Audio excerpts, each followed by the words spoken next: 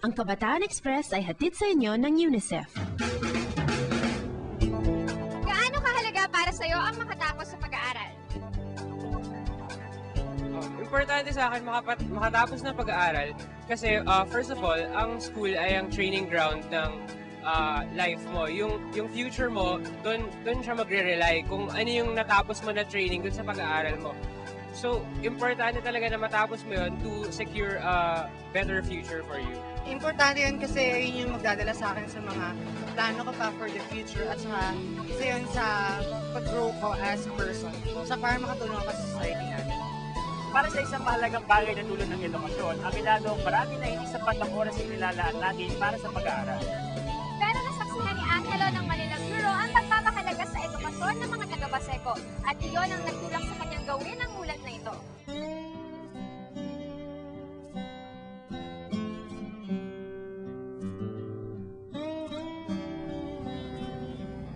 Ito ang Baseco, isang komunidad sa lungsod ng Maynila.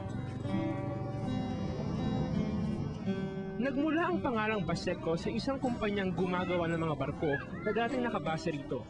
Hanggang ngayon, ang Baseco ay napapaligiran ng mga lumang barko. Pero marami sa mga residente rito ay ibang klaseng biyahe ng pinagtutuunan. Ang biyahe tungo sa karunungan.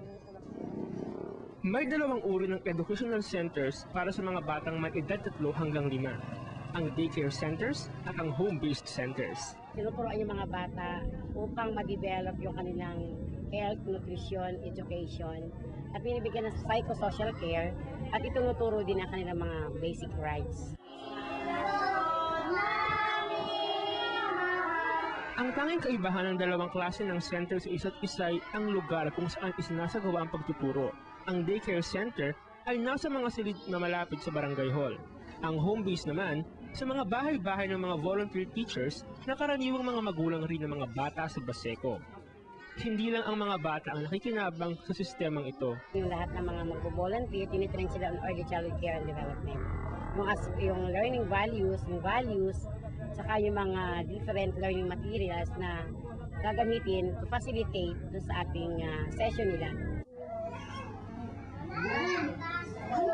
Regular ang training na ibinibigay ng Social Welfare Department ng Manila City Hall upang mahasa ang mga volunteer sa pagtuturo. Talagang hit ko talaga yung bata. Since kasi talaga yung bata pa lang ako elementary, nagtuturo talaga ako sa mga bata dyan sa amin, sa labas, kapag uwi ako galing school. Talagang niyayaya ko sila para turuan sila. Kaya naman nang malaman ni Michael na nangangailangan ng volunteers ang bago pa lang noon na home-based center, hindi na siya nagdalawang isip. Kaya yun, sabi ko, ay maganda yun. Kaya, ayun, nag-volunteer ako. Nagpunta ako dun nagpunta ako dito sa mga volunteer dati ng home base. Yun, nagpakilala ko na mag-volunteer po sana ako bilang isang teacher. Sa hapon ay sa daycare center nagtuturo si Michael. Pero sa umaga, nagiging isang paaralan ang bahay nila. Minsan daw, sinusundo pa ni Michael ang mga estudyante niya. Pagdating sa center, magkahalong laro at pag-aaral ang nangyayari.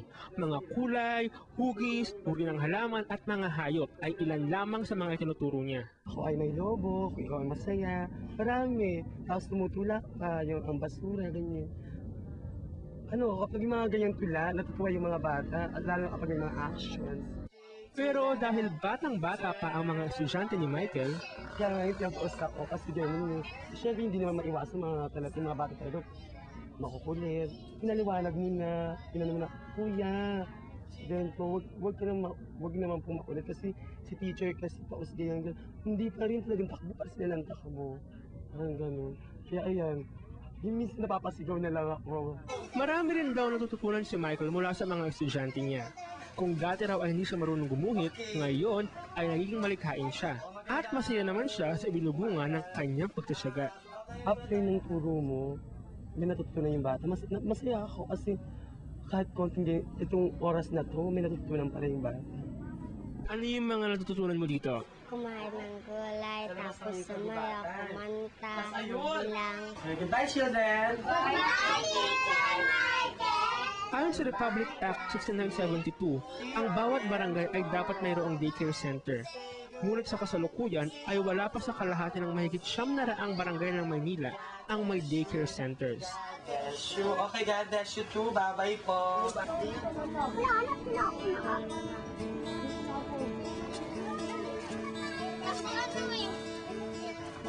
Dito sa Baseco ay patuloy na naglalayag ang barko ng karunungan. Naway magsilbing huwaran sa ibang mga lugar sa loob at labas ng Maynila ang daang tinatahak ng mga nakatira rito.